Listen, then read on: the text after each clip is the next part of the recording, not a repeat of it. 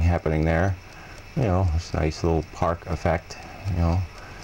And you know, the path is a little bit washed out. You know, the rains were kind of heavy and hard, and you got a lot of leaves on it, and so it's, you know, a little treacherous in spots, but you can't see what's going on exactly. So now we're coming towards about the midway point, and there's a little picnic table there that's been around for about 30 years, and it's been, you know, wrecked a few times and repaired. And this used to be well, this is right above the area, the swimming hole area. You can see the trees got moved around a little bit with the very heavy rains. And see that big tree there? That's right by the swimming hole, and that was a big kind of a disaster. Is that sort of, oh, so, you know, anytime you turn the camera on, always some idiot, you know. Oh, God, people.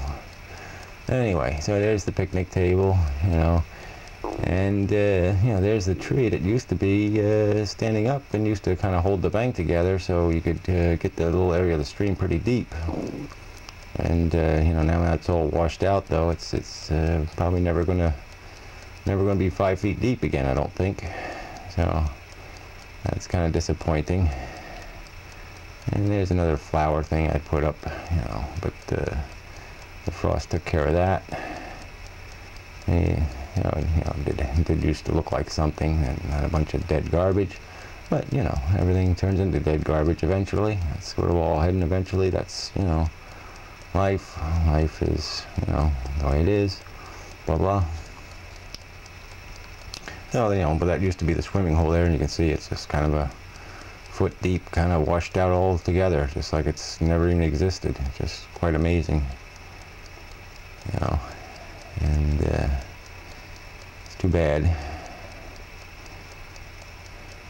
Yeah, I thought I saw a salmon there. No, I guess it wasn't a salmon. So anyway, this is the path still going down. Nice, you know, there's a stream view there, you know, and it's very relaxing and nice, and you know, it's a stream doing its thing. And it's going along. And that's a Sasquatch footprint, I think, in there. Yeah, I think that was one of his footprints. Oh yeah, this is what you can see. This is sort of washed out. And if you look up there, see this person. You know, see this person walking through the park. See, people do use the park for their walking pleasure. Yeah, that's what they do. And it's just more of the, you really can't see the effect in this video, but you know, it got washed out pretty bad here. So there's some gullies and ruts. You know, it's a pretty big rain. So there must have been quite a lot of water rushing through there. So anyway, we're continuing down the path, and then we're coming towards the end here, and where we'll run into Patriot's Path that goes along the sewage plant, and you know, intersects with the Ironia Road on one side, and you go all the way down the other side. It hits the bottom of Mountain Side Road down by the mud hole. I mean Mountain Avenue by the mud hole. So you can take that path there. That'll take you to the mud hole. And you know, if you go the other way, as we're panning around, you follow the stream, so to speak, that'll take you down towards the sewage plant. So I think we'll be heading down that way in this video. And should be, yeah, there we go. See, there was some horses over here.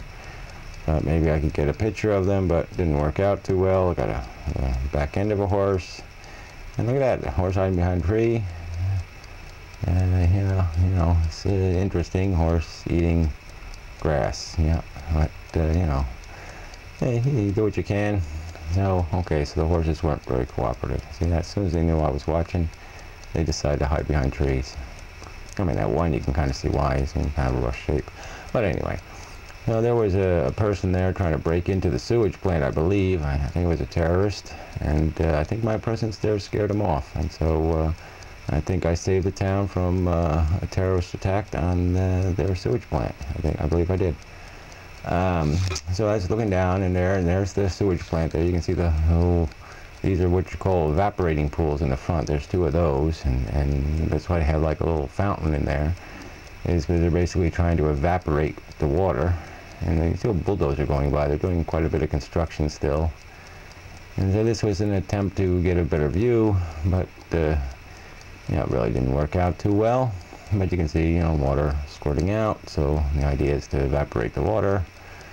And so this is, you know, you can see this is lots of construction here. Got a new building there, a little one, some big giant crane there. It's been there all summer, really since last winter. And so I don't know exactly what these buildings do. I don't know what the purpose of all this stuff is, but the idea is to, you know, make the sewage plant compliant, you know, with the newer regulations.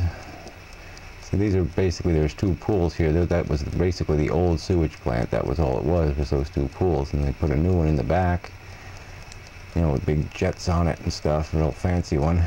And so they put in another big cement pond for something, you know, with this new construction. So here's the road heading out towards Ironia Road. The road's in bad shape, as you could see. And this building here holds that's where they keep the generator, emergency generator, so if the power goes out, they can still pump the water and such. And I think that's a fluorescent treatment kind of thing. It's, you know, the stuff goes through there and gets bombarded with a lot of fluorescent light to, you know, kill the bacteria and whatnot. And I think that tank just holds excess, so if it rains or does something, they can pump it into there, and so they don't have to dump it into the stream, you know, or some other place. This is the outlet into the stream, and you really can't see it on the video, but it does cloud the water, you know, a bit, so